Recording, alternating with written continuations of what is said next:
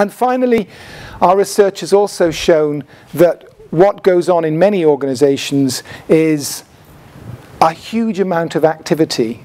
And in many teams, there is a huge amount of effort and activity and busyness, but often directed in the wrong direction. So you see, if you like, busy foolishness. People are so busy, but they're not directing their efforts intelligently.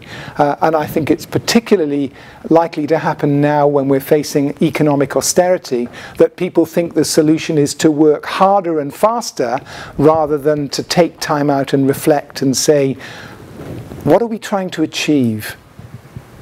How are we going about it? How do we need to change the way we work? If you think of a sports team, what sports teams do is they have a strategy at the beginning, and then at half time they stop and they reflect and think about how to change their strategy. They review their performance at the end of the game. No less should work teams be doing the same. And the evidence that we have is that teams that take time out regularly to review their performance and how to improve it are much more productive than teams that don't. Teams that at the end of their meetings say, how did the meeting go? How could we improve these meetings and make them more effective? Are much more productive and innovative than teams that don't. So it really is important, I think, as leaders, for us to take responsibility to ensure that our teams are having the time out to reflect and learn. So, well, I'm not going to, there are other factors that I think can really help teams to be much more effectively, more effective, which will be familiar to you. We need to make sure that the top team leader is not a narcissist or aggressive or neurotic or paranoid, because these people often rise to the top of organizations.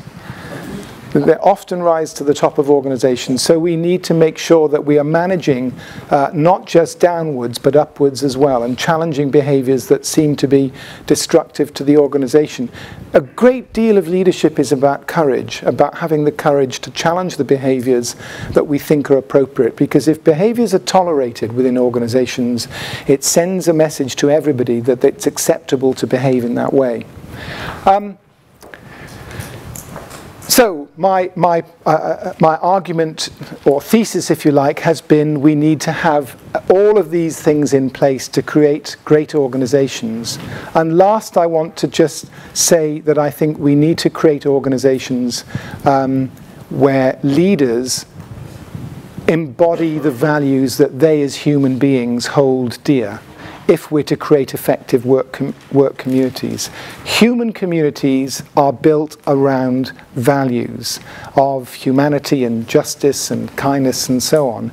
And I think each of us as a leader in an organization must take responsibility for being clear about our own value orientations and bringing that to our leadership. So we see at core in communities probably 6 core values. The first is around wisdom and knowledge. A value of learning, of wanting to acquire knowledge, wanting to acquire learning in order that we can make a contribution. Not a sponge-like approach to learning, but a powerful urge to inquire, to learn how to do things better, to learn how to run organizations better, to make a difference. And if we as individuals have that value, I think we have to bring it to our leadership. And second is around the importance of courage in leadership and within organizations. The courage to have a vision of the difference that we want to make through our work. The courage of having a vision for the organization which unites people and inspires people. The courage to persist. I think the most underrated quality of leadership is persistence, of keeping going in terms of bringing about the change that we want to bring about. The courage to stand up for what you believe in, to have integrity within the organization, and the courage to be enthusiastic. You know, on a Monday morning when you feel tired and exhausted, you know, the courage to still be positive and enthusiastic. And that does, I think, take a courage to make a choice. And the third is the importance of humanity, human communities, my area where I live, is built on the kindness of neighbours to one another. And within organisations, cooperation, helpfulness, backing each other up, support for each other is what creates effective organisations. We know this from our studies in many organisations, that cooperative, positive, altruistic cultures produce much better outcomes within organisations. So humanity, kindness is vital. And fourth is around justice, that the role of leaders is to create just communities where people feel treated fairly, equally, where there is a commitment to duty and loyalty and citizenship and teamwork that is valued within the organisation, and that leaders both embody and encourage. And the penultimate value is around prudence, if you like, or temperance, the prudence to be humble as a leader, to have humility.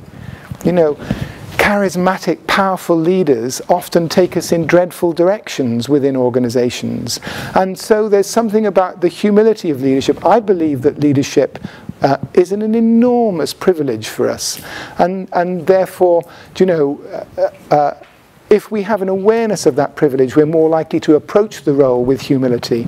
And the prudence not to kind of be embarking on every initiative we think of and overwhelming our colleagues with ideas. And the prudence when you receive